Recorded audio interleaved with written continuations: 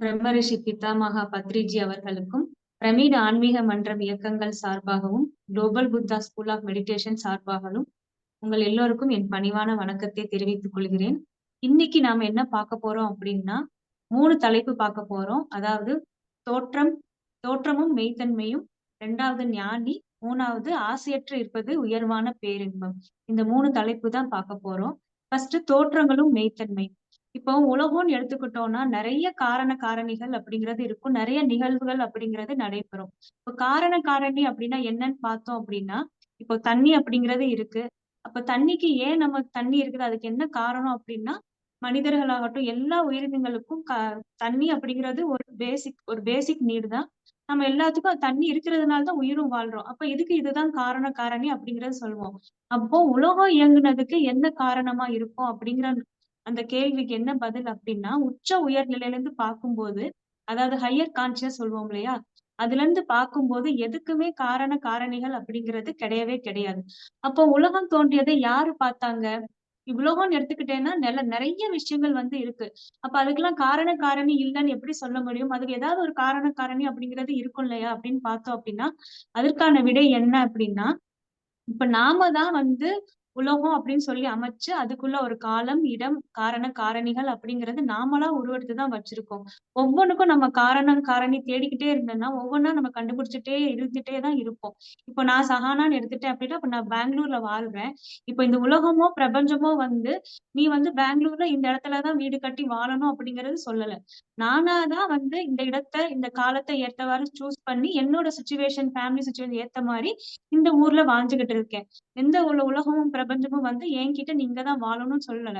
எல்லாருக்குமே அப்படிதான். அவங்கவங்க சூழலுக்கு ஏத்தவாறு நாம இந்த இந்த இந்த இடத்துல வாழ்ந்துட்டு இருக்கோம். அதாவது மனிதர்கள்னா வீட்டுல வாழணும், விலங்குகள்னா வனத்துல தான் வாழணும்னு சொல்லி நம்ம தான் அதை பிரிச்சு நம்ம பார்த்துக்கிட்டு இருக்கோம். அப்போ எதுக்குமே காரணம் காரணிகள் இல்லையா? அப்ப இருத்தல் அப்படிங்கிறது எதுக்குமே இல்லையா? அப்படின்னு நம்ம சொல்றோம் அப்படின்னா, அப்ப எல்லாத்துக்குமே பொருள்கள் இருக்கும். நம்ம எல்லாத்துக்கும் எவ்வளவோ பொருள்கள் இருக்கு. அப்ப அதுக்கு ஏதாச்சும் காரண காரணிகள் இருக்கும்ல அப்படின்னு கேட்டோம் அப்படின்னா, அதுக்கான பதில் என்ன அப்படின்னா, இப்போ சினிமா தியேட்டர் எடுத்துக்கிறோம். நம்ம எல்லாருமே தியேட்டருக்கு போயிருப்போம். அப்போ சினிமா தியேட்டர்ல மேல பார்த்தீங்கன்னா, ஒரு விண்டோல இருந்து ஒளி வரும். அந்த ஒளி அந்த திரை மேல படுறதுனாலதான் படம் நம்மளால பார்க்க முடியுது. அதே மாதிரிதான் எல்லாமே விழிப்புணர்வு தான். விழிப்புணர்வாலதான் எல்லாமே அப்படிங்கிறதுதான். அப்ப அந்த ஒளி அசைறதுக்கு ஏதாச்சும் ஒரு காரண காரணிகள் இருக்கும்ல அப்படின்னு அந்த கேள்வி நமக்குள்ள எழலாம். அதற்கான விடை என்ன அப்படின்னா, ஒளி அப்படிங்கிறது எப்பயுமே அசையாது. இப்ப சூரியன் ஒளி ஆகட்டும், ஏன் நம்ம வீட்டுல ஒரு குண்டு பல்பை எடுத்துக்கிட்டோம் அப்படின்னா, ஒளி எப்பயுமே நேர்கோட்டுல தான் இருக்கும். அசையாது. அப்படி எப்பயுமே ஒளி அசையாது. அப்ப அசைறது அப்படிங்கிறது அந்த சினிமா படத்துல தோன்ற வண்ணங்கள், நிறங்கள், அப்புறம் அந்த கிராபிக்ஸ், பிக்சர்ஸ் இதுதான் அசைறது. அப்ப மனசும் கூட அதே மாதிரி நம்மளோட மனசும் அசைறது அப்படிங்கிறது. ஒளி அசையாம தான் இருக்கும். அப்போ சினிமா அப்படிங்கறத நம்ம பாக்குறதுக்கு பின்னாடி ஏதாவது ஒரு ரீசன் இருக்கும். பிஹைண்ட் த ரீசன் காரண காரணிகள் இருக்கும். அப்ப சினிமாக்கு பின்னாடி ஆக்டர்ஸ் வேலை பாக்குறாங்க, டிரெக்டர்ஸ், ஹீரோ, ஹீரோயின் எல்லாருமே இருக்காங்கல்ல. அப்ப அவங்களுக்கு அதுதானே காரண காரணியா இருக்கும் அப்படின்னு சொல்றாங்க. அதே மாதிரிதான் இப்ப இல்ல உலகத்துக்கும் காரண காரணி அப்படிங்கிறது கண்டிப்பா இருக்குமே அப்படின்னு பார்த்தோம் அப்படின்னா, நம்ம காரண காரணி அப்படின்னு பார்த்துக்கிட்டே அப்படி இருந்தோம் அப்படின்னா எண்ணிலடங்கா காரண காரணிகள் இருக்கும். இப்ப நகைகள் நம்ம எடுத்துக்கிட்டோம் அப்படின்னா, நகை எடுத்துக்கிட்டோம்னா ரிங்கா இருக்கலாம், நெக்லஸா இருக்கலாம், மோதிரமா இருக்கலாம், எது வேணா இருக்கலாம், வளையலா இருக்கலாம். ஆனா அதோட சோர்ஸ், அதாவது மூல ஆதாரம் பார்த்தோம் அப்படின்னா தங்கம் மட்டும்தான். அதே மாதிரிதான் தங்கம் தான் என்னை போய் நீங்க நகையா பண்ணிக்கோங்க சொல்லவும் இல்ல. நம்ம எந்த ஒரு பொருளும் போய் தானா உருவம் அப்படிங்கிறது எடுத்துக்க இல்ல. நாம தான் ஓகே இந்த தங்கம் அப்படிங்கிற ஒரு மெட்டல் உலகத்துல இருக்கு. அத நாம யூஸ் பண்ணி நாம தான் அந்த ஜுவல்ஸ் விதவிதமா பண்ணிக்கிறோம். அதே மாதிரிதான் அந்த தங்கத்துக்கு எப்படி இந்த நெக்லஸ், மோதிரம், வளையல் அப்படின்னு பெயரு, உருவம் எடுக்கிறதோ, அதே மாதிரி நாம எல்லாருக்கும் மனசுல நான் அப்படிங்கிறது வெளிப்படுது. ஆனா மூலாதாரம் பார்த்தோம் அப்படின்னா தங்கம் மட்டும்தான். அதாவது இது ஏன் அப்படிங்கிற நான் அப்படிங்கிற வெளிப்படுது அப்படின்னா, நம்ம சத்தியத்தை மறந்து அது திரையின் மேல பாக்குற சினிமா மாதிரி நம்ம அதை ஆக்குனதுனாலதான் நம்மளுக்குள்ள இவ்ளோ குழப்பங்கள் வருது, எல்லாமே வருது. அப்ப எப்பயுமே பொருட்கள் எப்படி கடந்து செல்லுதோ அதே மாதிரி நாமளும் எல்லாமே கடந்து செல்லணும். வர்றது வரட்டும், போகுது போகட்டும் தான் இருக்கணும் அப்படிங்கிறது தான் நம்மளோட மனப்பான்மை இருக்கணும். எப்பயுமே வந்து பொருள்கள பிடித்துக்கொண்டு அதுதான் உண்மை, பௌதீக உலகம் தான் உண்மை அப்படின்னு நம்பிக்கிட்டு இருக்கக்கூடாது. எல்லாமே எந்த ஒரு விஷயம் வந்து பெயரும், உருவம் எடுக்குதோ, அது எதுவுமே வந்து மெய்யிலிருந்து வர்றது இல்ல அப்படிங்கிற அந்த உண்மைய நம்ம அந்த சத்தியத்த நம்ம தெரிஞ்சுக்கணும் அப்படிங்கிறது தான். பெயர், உருவம் எடுக்கிறது எல்லாமே வந்து டெம்பரரி தான் அப்படிங்கிறத நம்ம தெரிஞ்சுக்கலாம். அடுத்து வந்து ஞானி. இப்போ கடவுள் தான் எல்லாமே. கடவுளால தான் இந்த உலகம் வந்து இயக்கப்படுது. எல்லாமே நம்ம கடவுள் நெனச்சுட்டு இருக்கோம். கடவுளுக்கு நம்மளுக்கு என்ன வேணும் அப்படிங்கிறதும் கடவுளுக்கும் தெரியாது. கடவுளுக்கு என்ன வேணும் அப்படிங்கிறது நம்மளுக்கும் தெரியாது. நம்மளோட இருத்தல், நான் அப்படிங்கிற உணர்வு, அதுதான் உண்மையான இடம். அதுதான் உண்மையான சுயம் அப்படிங்கிறது நம்ம புரிஞ்சுக்கணும். அது யாருமே நம்மளுக்கு தரல. அது நம்மளுக்கா சொந்தமான இடம் அதுதான் அப்படிங்கிறத நம்ம புரிஞ்சுக்கணும். அதே மாரி தான் இந்த பூலோகமும் கூட. அது எப்படி கடவுள் இல்லாம அப்படின்னு நம்மளுக்குள்ள அந்த கேள்விகள் வந்து எழலாம். இப்போ மரம் எடுத்துக்கிட்டோம் அப்படின்னா, நான் அப்படிங்கிறது வேர். மரம் அப்படிங்கிறது கடவுள். அப்போ எனக்குள்ள தான் அந்த கடவுள் இருக்கிறாங்க அப்படிங்கிறத ஃபர்ஸ்ட் நாம வந்து உணர்ந்துக்கணும், தெரிஞ்சுக்கணும் அப்படிங்கிறத நம்ம இது மூலியமா வந்து புரிஞ்சுக்கலாம். அடுத்து நாம தான் வந்து உலகம் அப்படிங்கிற அந்த சிறை அமைத்து, அதுக்குள்ள பல சிக்கலான முரண்பாடுகள் அமைத்து, நம்ம இப்படிதான் வாழணும், அப்படிதான் வாழணும் அப்படிங்கிறத நாமளா தான் உருவாக்கி பண்ணிட்டு இருக்கோம். ஆக்சுவலா இது ஏன் அப்படின்னா, நம்மள நாம ஃபர்ஸ்ட் உள்ளத உள்ளவாறு அக்செப்ட் பண்ணிக்க கத்துக்கணும். அப்ப நம்ம அக்செப்ட் பண்ணிக்க கத்துக்கும்போது, நாம இந்த உலகத்தையும் உள்ளத உள்ளவாறு நம்மளால அக்செப்ட் பண்ணிக்க முடியும் அப்படிங்கிறது தான். அடுத்து வந்து ஃபர்ஸ்ட் அதுக்கு நம்ம என்ன பண்ணணும் அப்படின்னோம்னா, நீங்க ஃபர்ஸ்ட் நீங்க யாரு அப்படிங்கிறது உனக்குள்ள கேள்விகள் கேட்கும்போது, நான் அப்படிங்கிற அந்த மனநிலை அப்படிங்கிறது சமநிலையா நிக்கும்போது, நம்மளோட சுயத்தை நம்மளால உணர முடியும் அப்படிங்கிறது தான். அடுத்தது என்ன அப்படின்னா, நபரை அறிபவர், சாட்சி அப்படிங்கிறது தான். இப்ப நபரை அறிபவரும், சாட்சியும் ஒண்ணா அப்படிங்கிற அந்த கேள்விக்கு என்ன பதில் அப்படின்னா, இப்ப நபர் அப்படிங்கிறது நான். என்னை தெரிஞ்சவங்கள தான் அறிபவர், நோயர் அப்படின்னு சொல்லுவோம். இப்ப எனக்கு குணா சார் வந்து என்னை தெரியும் அப்படின்னா, அவங்க வந்து அறிபவர். அப்ப சாட்சியும் அறிபவர் ஒண்ணா அப்படின்னா, என்னைய குணா சார் வந்து ஒரு சாட்சியா தான் பார்க்குறாங்க. அறிபவரும் அப்ப சாட்சியும் வந்து ஒண்ணுதான். இப்ப வந்து நபர்ட்ட இருந்து அந்த அறிபவர பிரிச்சுட்டோம் அப்படின்னா, என்ன இருக்கும் அப்படின்னா, உச்ச உயர்வு அப்படிங்கிறது தான் வந்து இருக்கும். அப்போ நம்ம விழிப்புணர்வோடு அந்த ஒளி வந்து பிரகாசமா ஒளிரும்போது, அதோட ஆதாரமும், மூலமும் வந்து நம்மளால நல்லாவே வந்து பார்க்க முடியும் அப்படிங்கிறது தான். அப்ப ஞானி அப்படிங்கிறவங்க வந்து உச்ச உயர்வா, இல்ல அறிபவரா அப்படின்னு பார்த்தோம் அப்படின்னா, ஞானி அப்படிங்கிறவங்க வந்து உச்ச உயர்வாகவும் இருந்து கொண்டு, அறிபவராகவும் இருந்து கொண்டு 2யும் கடந்தவங்க தான் ஞானி அப்படிங்கிறவங்க. இப்ப நம்ம பிரபஞ்சத்தோட சம்பந்தப்படுத்தி பார்த்தா, ஞானி அப்படிங்கிறவங்க வந்து ஒரு தூய்மையான இருத்தல் அப்படிங்கிறது. விழிப்புணர்வோடு சம்பந்தப்படுத்தி பார்த்தா, ஞானி அப்படிங்கிறவங்க வந்து பிரக்ஞை. அதாவது பிரக்ஞை அப்படின்னா என்ன பொருள் அப்படின்னா, விழிப்புணர்வுக்கும் தாண்டின நிலை. அதாவது தூய பிரக்ஞை, தூய விழிப்புணர்வு அப்படிங்கிறத நம்ம சொல்லலாம். அப்போ நபர் ஃபர்ஸ்ட் வருவாங்களா? இல்ல அறிபவர் ஃபர்ஸ்ட் வருவாங்களா? அப்டின்னா அந்த கேள்விக்கு என்ன பதில் அப்டின்னா, என்ன முதல்ல வர்றது அப்படிங்கிறது உச்ச உயர்வு அப்படிங்கிறது தான். இப்ப நபர் அப்படின்னு எடுத்துக்கிட்டோம்னா, நம்மளோட ஞாபகங்களோட கூட்டுத்தொகை தான் நம்ம நபர் சொல்றோம். அதாவது ஞாபகங்களோட கூட்டுத்தொகை தான் உச்ச உயர்வும் கூட. அந்த உச்ச உயர்வு அப்படிங்கிற அந்த இருத்தல் இருக்கு இல்லையா? ஹையர் கான்ஷியஸ் அப்படிங்கிறது. அந்த மனசு தான் நம்ம எல்லார் மனசுலயும் படுற அந்த திரையில படுற வந்து கண்ணாடி மாரி, பிரதிபலிப்பு மாரி தான். அந்த உச்ச உயர்வு அப்படிங்கிறது நம்ம எல்லார் மனசுலயும் கண்ணாடி மாரி பிரதிபலிக்குது அப்படிங்கிறது தான். இப்ப நபர் நான் அப்படின்னு சொல்லலாம். அதாவது என்னோட ஞாபகங்களும் அதோட கூட்டுத்தொகை தான் ஒருத்தங்கள நபர் அப்படிங்கிறதே சொல்றாங்க. இப்போ வந்து என்னை சஹானா அப்படிங்கிறவங்க இல்ல அப்படின்னா, அங்க வந்து நபர் அப்படிங்கிறது உருவகம் அப்படிங்கிறது இருக்காது. இப்போ குணா சாருக்கு வந்து என்னை தெரியுது அப்படின்னா, ஃபர்ஸ்ட் குணா சார் மைண்ட்ல என்ன தோணும் அப்படின்னா, சஹானா அப்படிங்கன்னா என்னோட வந்து தோற்றம் ஃபர்ஸ்ட் அவங்களுக்கு ஞாபகம் வரும். அடுத்து என்னோட பழக்கவழக்கங்கள் அப்படிங்கிறது ஞாபகம் வரும். அதுக்கடுத்து தான் சஹானா அப்படிங்கிற ஒரு நபர பத்தி அவங்களுக்கு ஞாபகம் வரும். இது எப்படி அப்படின்னா, குணானா மனசுல படுற அவங்க மனசு அப்படிங்கிற திரை மேல படுற மேல் தோற்றம் தான் நபர் அப்படிங்கிறது. மேல் தோற்றம் அல்லது நிழல் கூட நம்ம வச்சுக்கலாம். அதுதான் குணானா மனசுல படுற மேல் தோற்றம். நபர் அப்படிங்கிறது இன்னொருத்தவங்க மனசுல படுற நம்மளோட மேல் தோற்றம் அல்லது நிழல் அப்படிங்கிறத சொல்லலாம். சரி அப்ப கண்ணாடி இருக்கு, பிரதிபலிப்பு இருக்கு. சூரியன் எங்க அப்படின்னா, சூரியன் தான் உச்ச உயர்வு அப்படிங்கிறத நம்ம சொல்லிக்கலாம். அப்போ சூரியன் வந்து விழிப்புணர்வோடு இருக்கா? இல்ல விழிப்புணர்வு இல்லாம இருக்கா? அப்படின்னா அந்த கேள்விக்கு என்ன பதில் அப்படின்னா, சூரியன் வந்து விழிப்புணர்வோடவும் இருக்கு. விழிப்புணர்வு இல்லாமவும் இருக்கு. அது 2யும் உள்ளடக்கிய, அது 2யும் கடந்து உயிர்த்தன்மை உடையது அப்படிங்கிறது தான். அதே மாதிரி எல்லாத்துலயுமே எல்லா உயிர்களுக்கும் விழிப்புணர்வு இருக்குது அப்படிங்கிறதுதான். ஏன் பாறைகள், கற்களுக்கு கூட விழிப்புணர்வு இருக்கு. இப்ப நம்ம 1000 தடவை ஒரு பாறைய உடைக்கிறோம் அப்படின்னா, 1001வது தடவை அந்த பாறை அப்படிங்கிறது பிளவுபடும். அப்ப அதுக்குள்ள விழிப்புணர்வு இருக்க போய் தான் அந்த பாறை அப்படிங்கிறது பிளவும் படுது. இப்ப நம்ம தண்ணீர் எடுத்துக்கிட்டோம் அப்படின்னா, அது கொதிக்க வச்சோம் அப்படின்னா, 100 டிகிரி செல்சியஸ்ல அது பாயில் ஆகும். அது எப்போ கரெக்ட்டா அந்த 100 டிகிரி வந்தோனே அது பாயில் ஆகுது அப்படின்னா, அப்ப அதுக்குள்ளேயும் விழிப்புணர்வு இருக்குது அப்படிங்கிறது தான். அடுத்து என்ன அப்படின்னா, எந்த ஒரு விஷயம் நம்ம ஞாபகங்களால கற்பனை பண்ற எந்த ஒரு விஷயமும் உண்மை இல்ல அப்படிங்கிறத தெரிஞ்சுக்கணும். அப்ப எதிர்காலத்துல எல்லாமே பொய்யா இருக்குமா அப்படின்னா, எதிர்காலத்துல எல்லாமே பொய்யா இருக்காது. எதிர்பார்க்காம இருக்கிறதும், இதுதான் அப்படின்னு ஒரு கணிக்க முடியாத விஷயம் எது இருக்கோ, அதுதான் உண்மை அப்படிங்கிறத நம்ம புரிஞ்சுக்கலாம். அடுத்து ஆசையற்று இருப்பது உயர்வான பேரின்பம். அதை பற்றி குணா அண்ணா இருக்காங்க. அவங்களோட கருத்த பகிர்ந்துக்குவாங்க. அனைவருக்கும் வணக்கம். இப்ப நமக்கு பொதுவா நம்ம எப்படி நினைப்போம்னா, எனக்கு எது ஆசை எனக்கு வருதோ, அப்போதான் என்னுடைய மகிழ்ச்சி இருக்கும். ஆனா நான் இப்போ என்ன சொல்ல போறேன்னா, எனக்கு எந்த ஆசையுமே இல்ல. ஆனா எனக்கு பேரானந்தமா இருக்குது. ஒரு சாதாரண ஒரு பொருள் கிடைச்சா ஆனந்தம் கிடைக்கும். ஆனா எனக்கு இந்த இடத்துல எங்கேயுமே எதுவுமே எனக்கு கிடைக்கல. ஆசையே எனக்கு இல்ல. ஆனா நான் ரொம்ப ரொம்ப ரொம்ப அதிகமான பேரானந்தத்துல இருக்கிறேன். அது எப்படி அப்படின்னு பார்த்தோம்னா, நான் எனக்கு ஒரு கார் வேணும்னு நான் ஒரு ஆசைப்படுறேன். அந்த உடனே சரின்னு ஒரு கார் நான் வாங்கிடுறேன். அந்த கார் வாங்கினதுக்கு அப்புறம் எனக்கு என்ன வருதுன்னா, காருக்கும் எனக்கும் அந்த ஆசை பற்றா மாறிடுது. அப்போ அடுத்து அந்த காருக்கு யாரோ ஒருத்தர் ஒரு காயாயிருச்சு, யாரோ ஒரு கோடு போட்டாங்க, ஏதோ ஒரு விபத்து நடந்துச்சுன்னா, எனக்குள்ள அது துன்பமா மாறிடுது. எப்ப நான் ஒரு ஆசையை நான் படுறேனோ, அதனால வரக்கூடிய இன்பம் எனக்கு துன்பமா மாறிடுது. நான் இன்பம்ங்கிறது துன்பத்துக்கு தான் போய் முடியுது.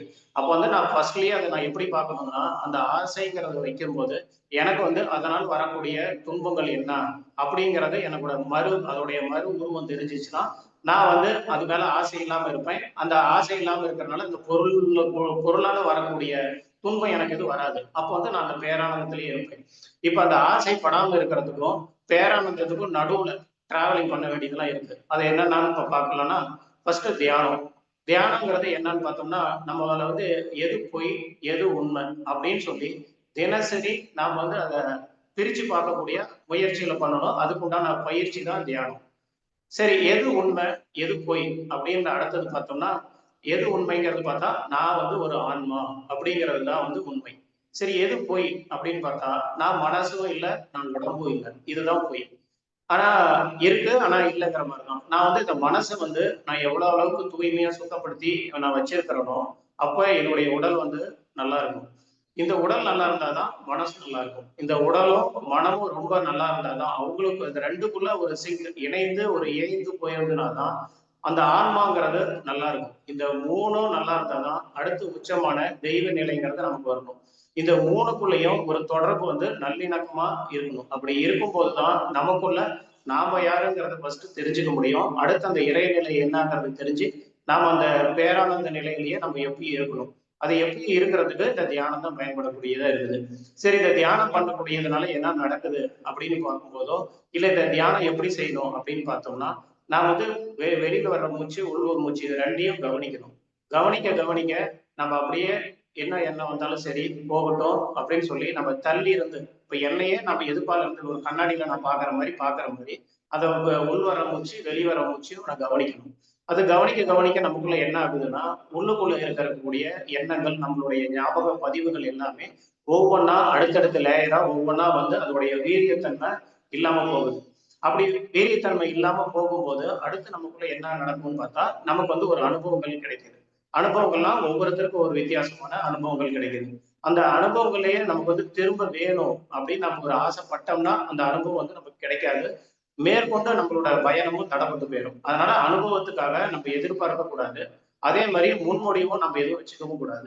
எதிர்பார்ப்புன்னு பார்த்தா நம்ம எது எடுத்தாலும் நம்ம ஏதோ ஒரு எதிர்பார்ப்புலயே தான் நம்ம எல்லார் கூடயும் பழகுவோம். அது மாதிரி அதுதான் நம்மளுடைய பிரச்சனைக்கு இன்னும் அது பல்வேறு துன்பத்துக்கு கொண்டு போய் விடும். அதே மாதிரி முன்மொழிவும் நம்ம வச்சிருப்போம், ஜட்ஜ்மெண்ட் வச்சிருப்போம். இவங்க இப்படிதான், அவங்க அப்படிதான், நான் இப்படிதான் அப்படின்னு வச்சிருப்போம். இது ரெண்டும் இல்லாத போதும் நமக்குள்ள துன்பம் இல்லாத நிலைக்கு வந்துடும்.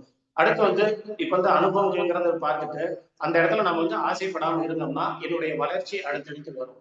சரி, ஓகே, எனக்கு ஆசை வேண்டாங்கிறதுக்காக நான் இந்த இடத்துல வரல. நான் என்னென்னலாம் விரும்புறேனோ அதையெல்லாம் நான் அடையணும் அப்படிங்கிறதுக்காக தான் நான் இங்க வந்திருக்கிறேன் அப்படிங்கிற மாதிரி இருந்துச்சுன்னா, அதுக்கு நான் என்ன பண்ணணும்னா என்னுடைய தகுதிகளை நான் வளர்த்துக்கணும். இப்ப நான் இந்த காலேஜுக்கு போகணும் அப்படின்னா அதுக்கு உண்டான படிப்பு என்னமோ அது படிக்கணும். நான் வேலைக்கு போகணும்னா அதுக்கு உண்டான என்ன தகுதி இருக்குதோ அதை படிச்சுக்கணும். அது மாதிரி என்னுடைய தகுதியெல்லாம் வளர்த்திக்கணும். தகுதியை வளர்த்திக்கிட்டுனா எனக்குள்ள இன்னும் வளர்ச்சி அதிகமா இருக்கும். சரி, ஓகே, எது மாதிரி எல்லாம் தகுதிகள் நமக்கு வேணும் அப்படின்னு நம்ம அடுத்த நகரத்தில் கொண்டு போனோம்னா எனக்குள்ள நான் போகணும். எனக்குள்ள என்னென்ன இருக்கு? கோபம், பொறாமை, வஞ்சகம், ஞாபகங்கள், இது மாதிரி ஏகப்பட்ட குப்பை கூலங்கள்லாம் எனக்குள்ள இருக்குது. அதையெல்லாம் நான் மூச்சை பயன்படுத்தி கொஞ்சம் கொஞ்சமா கவனிக்க கவனிக்க அதையெல்லாம் வெளியில போய் நான் ஒரு தூய்மையானவனா நான் ஆகுறேன். சரி, நான் தூய்மையாகிறேன். சரி, ஓகே, உலகம் எப்படி தூய்மையாகிறது அப்படின்னு அடுத்து பார்த்தோம்னா நான் சரிப்படுத்திக்கிட்டா போதும், உலகம் தன்னால தூய்மை அடையும். உலகத்தை நான் எதுவும் படைக்கல. நான் வர்றதுக்கு முன்னாடியும் உலகம் இருந்தது. நான் இல்லாத போதும் இந்த உலகம் இருக்குது. அதனால உலகத்தை பத்தி கவலை எனக்கு வேண்டாம். நான் என்ன பண்ணுவேன்னா என்னுடைய இது முன்னேற்றத்துக்கு என்ன வழியோ அதை மட்டும்தான் நான் கவனம் செலுத்தணும். நான் என்ன தூய்மைப்படுத்த உலகம் தன்னால தூய்மை அடையும். அது எப்படி என்ன நான் தூய்மைப்படுத்தினா உலகம் தூய்மை அடையும் அப்படிங்கறது பார்த்தோன்னா ஒரு சின்ன பையன் அவனுடைய தங்கச்சியோட தட்டுல இருந்து ஒரு சின்ன ஏதோ ஒரு சாப்பாடு பொருளை எடுத்து இவன் திருட்டுத்தனமா தின்னானா கூட, ஒரு விளையாட்டுத்தனமா சின்னதா பண்ணுனா கூட, ஆனா உலகத்துல எங்கேயோ நடக்கிற பெரிய ஒரு கொள்ளை திருடுக்கு இது காரணமா இருக்கும். இது நமக்குள்ள என்ன இருக்குதோ அதுதான் பிரதிபலிக்குது. எனக்குள்ள என்ன ஞாபகங்கள் இருக்குதோ அதுதான் இந்த உலகத்துல ரிஃப்ளெக்ட் ஆகுது. அதனால நான் என்ன எந்த அளவுக்கு தூய்மைப்படுத்திக்கிறனோ அந்த அளவுக்கு உலகம் தன்னால தூய்மை அடைஞ்சுக்கிட்டே வரும். இங்க உலகத்துல இப்படி தப்பு நடக்குது, அது நடக்குது அப்படின்னு சொல்லி நம்ம புலம்புறதுக்கு என்ன காரணம்னா நாம சரியில்லை, நாம தூய்மையா இல்லை, தியானம் பண்ணல, இதோட புரிதல் இல்லை. அதனாலதான் உலகத்துல நம்ம எப்படி நினைச்சிருக்கிறோமோ அதுதான் அங்க ரிஃப்ளெக்ட் ஆகிட்டு இருக்குதே தவிர வேற ஒண்ணும் இல்லை. அதுக்கு என்ன பண்ணும், நாம தூய்மையா இருக்கிறதுக்கு என்ன வழியோ அதை நம்ம பார்க்கணும். சரி, ஓகே, இப்படி தியானம்னு எல்லா இடத்துலயும் சொல்றாங்க. இந்த தியானம் பண்ணக்கூடியதுக்கு எனக்கு நேரமே இருக்கிறது இல்லை. எனக்கு குடும்பம் இருக்கு, வேலைக்கு போகணும், மத்த என்னுடைய தனிப்பட்ட கடமைகள்லாம் இருக்கு. அதை என்ன பண்றது அப்படின்னு பார்த்தோம்னா நம்ம என்ன செய்யறோமோ அதுல நான் யாரு அப்படிங்கிற அந்த உணர்வுல இருந்துக்கிட்டு அந்த அமைதியில இருந்துக்கிட்டு நம்ம என்ன வேலை செய்யறோமோ அதை நம்ம செஞ்சுக்கணும்.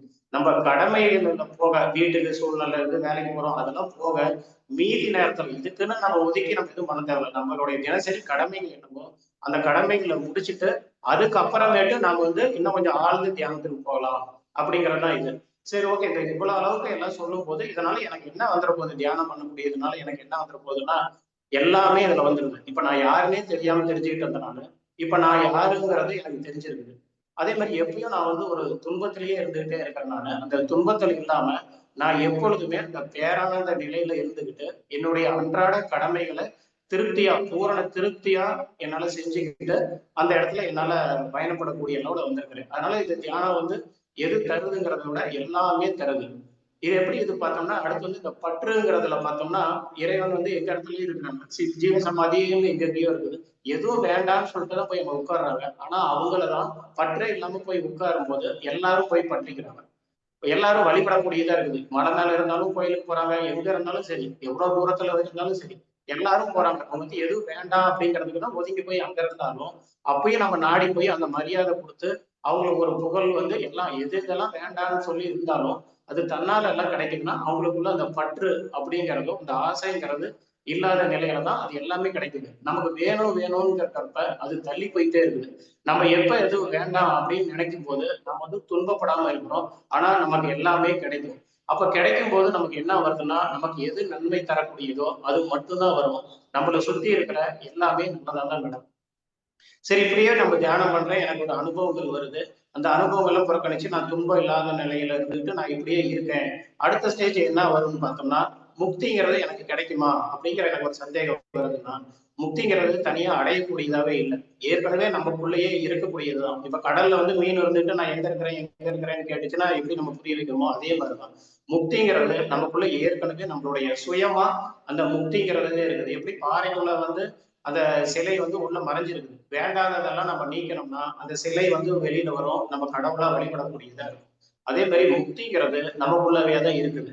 எப்ப இந்த விழிப்புணர்வு அப்படிங்கிற ஒரு கயிறை நம்ம எடுத்துக்கிட்டோம்னு வச்சுக்கோங்களேன், அதுல ஒரு முனை தியானங்கிறத நம்ம பிடிச்சோம்னா மறுமுனையான முக்திக்கு தன்னால அதுவா வழி பண்ணுமே தவிர முக்திங்கிறது நம்ம தனிப்பட்டு சிரமப்பட்டு அடையக்கூடியதேவா இல்லை. நம்மளுடைய சுயமாவே அதுலதான் இருக்கிறோம். அந்த முக்தி நிலைக்கு நம்ம எப்படி போக போறோம்னா, இந்த தியானங்கிற ஒரு கயிறு பிடிச்சுதான் நம்ம அதுல போக போறோம். தியானத்தை நம்ம எப்ப டெய்லி தினந்தோறும் நம்ம செஞ்சுக்கிட்டே வர வர வர நமக்கு அந்த முக்திங்கிறது தன்னாலவே வரும். அதனால எந்த இது பண்ணாலும் சரி, நாம தியானத்துக்கு முக்கியத்துவம் கொடுத்து நம்ம தினந்தோறும் செய்ய செய்ய நாம தூய்மை அடைஞ்சுக்கிட்டே இருப்போம். தூய்மை அடைகிறதுனால நம்ம எப்பவும் அந்த ஆன்மா அப்படிங்கிற நிலையில பரிபூரண பேரானந்த நிலையில அமைதியாவே நம்ம இருப்போம். விழிப்புணர்வு அப்படிங்கிற கயிறு பிடிச்சுதான் நம்ம போறோம் அப்படின்னா, அந்த விழிப்புணர்வு என்ன அப்படின்னு பார்த்தா, நான் நமக்குள்ள தேடி பார்க்கணும். நம்மள நம்ம மத்தவங்களோட பழகும் போதுதான் நமக்கு அவங்களுக்கும் நமக்கும் முரண்பாடு வரும். அதனால நமக்கு ஒத்து வராது. ஆனா எனக்குள்ள நான் பயணிக்கணும்னா மத்தவங்க உதவி தேவையில்லை. என்னால எனக்குள்ள போகக்கூடிய ஒரே ஆள் யாருன்னா நான் தான். அந்த நான்கிற இந்த மூச்சுங்கிற நான் அதை பிடித்து கொண்டு நான் உள்ள போனேன்னா விழிப்புணர்வு என்பது தன்னால எனக்கு கிடைக்கும். அதுதான் என்னுடைய மனம், அதுதான் என்னுடைய குரு. அது எனக்கு வழிகாட்டும். அது பிரகாரம் இருக்கும்போது நான் எப்பொழுதும் பேரானந்த நிலையிலேயே இருக்க முடியும். இந்த நிலையில தான் ஆசை இல்லாம இருக்கிறது எனக்கு பேரானந்தமா அமையுது. எனக்கு இது வேணும் அது வேணுங்கிற எனக்கு எந்த இதுவுமே கிடையாது. ஆனா நான் எப்பொழுதும் எப்படி இருப்பேன்னு பார்த்தா அந்த பேரானந்த நிலையிலேயே தான் நான் இருப்பேன். அதுக்கு எது பயன்படுதுன்னா தியானம் தான். தியானத்துல மூச்சை கவனிக்கிறது. இயல்பா நம்மளுடைய மூச்சை கவனிக்க கவனிக்க இந்த மாறுதல்கள் எல்லாம் நாங்க தியானத்துல இருக்கிறத நம்மள அந்த முக்தி நிலைக்கு கொண்டு போறது. முக்தி நிலைங்கிறத நம்ம எப்பொழுதும் பேரானந்த நிலையிலேயே இருக்கக்கூடிய நிலைமைக்கு நம்மளை கொண்டு போய் அதை தக்க வைக்கிறது. அது தக்க வைக்கிறதுக்கு நம்ம தினந்தோறும் மூச்சை கவனிச்சு தியானம் பண்ண பண்ண பண்ண பண்ண நம்மளுடைய இயல்பான முக்தி நிலைக்கு நம்ம வந்துருவோம். அந்த இறைவனும் நாமளும் வெவ்வேறு இல்லை, ரெண்டும் ஒண்ணுதான் அப்படிங்கிற நிலைக்கு நம்ம எப்பயுமே பேரானந்த நிலையில இருப்போம். நன்றி மாஸ்டர். நன்றி குணா சார். அதாவது நம்ம இன்னைக்கு என்னென்ன பார்த்தோம் அப்படின்னா, தோற்றங்களும் மெய்த்தன்மை அப்படின்னா, நம்ம பௌதீக உலகத்துல பொருளாகட்டும், இல்ல எந்த ஒரு பொருள் தோற்றங்களாகவும், உருவகங்கள் இருக்கட்டும், அது எதுவுமே உண்மை இல்ல. நம்மளோட சுயம், நம்மளோட ஆன்மா அப்படிங்கிறது தான் சத்தியம் அப்படிங்கிறத நம்ம உணர்ந்துக்கணும். அடுத்து ஞானி அப்படிங்கிறதுல என்ன பார்த்தோம் அப்படின்னா, ஞானி அப்படிங்கிறவங்க அறிபவராகவும் இருந்து கொண்டு, அடுத்து சுயமாவும் இருந்து கொண்டு, இருமையிலும் 2லயுமே இருக்கிறவங்க தான் ஞானி அப்படிங்கிறவங்க. எல்லாமே விழிப்புணர்வு தான். விழிப்புணர்வால தான் எல்லாமே. ஒளி தான் எல்லாத்துக்குமே அப்படிங்கிறத நம்ம புரிஞ்சுக்கலாம். அடுத்து ஆசையற்று இருப்பது உயர்வான பேரின்பம். அதாவது நம்மளோட ஆசைகள் அப்படிங்கிறது நம்ம சொந்த வாழ்க்கைக்கான ஆசைகளா இருக்கக்கூடாது. நம்மளோட மத்தவங்களோட ஆசை மத்தவங்களோட நன்மைக்கும் சேர்ந்து இருக்கிற ஆசை தான் உண்மையான ஆசை அப்படிங்கிறது நம்ம தெரிஞ்சுக்கணும். நம்ம என்ன வேண்டணும் அப்படிங்கிறது தான். அது பொருள்கள் இது வேணும், அது வேணும். அது மேல ஆசைப்படாம நம்ம உயர்வான பேரின்பத்துல இருக்கணும். சுதந்திரமா இருக்கணும். மிக மகிழ்ச்சியோட இருக்கணும். அதுதான் நம்மளுக்கு வேண்டுபவையா இருக்கணும் அப்படிங்கிறது தெரிஞ்சுக்கலாம். அதுக்கடுத்து தியானம் ஏன் பண்றோம் அப்படின்னா, சத்தியம் என்ன, அசத்தியம் என்ன அந்த பிரிச்சு பார்க்கிற தன்மை தியானத்து மூலியமா தான் வருது. அதுக்கு அடுத்து முக்தி நிலை. முக்தி அப்படிங்கிறது நம்ம எங்கேயோ தள்ளி வச்சு பார்க்கிறோம். முக்தி அப்படிங்கிறது நம்மளோட மனச நான் அப்படிங்கிறதுல ஒருநிலைப்படுத்துறது, சமநிலையா இருக்கும்போது எல்லாமே தானா வரும் அப்படிங்கிறதுதான். அது குணானா ரொம்ப நல்லா பகிர்ந்துக்கிட்டாங்க. இதுதான் மாஸ்டர் இன்னைக்கு நாங்க பகிர்ந்துகிட்ட கருத்துகள். எல்லாருக்கும் வாய்ப்பளித்ததுக்கு அனைவருக்கும் என் மனமார்ந்த நன்றிகள். நன்றி, வணக்கம்.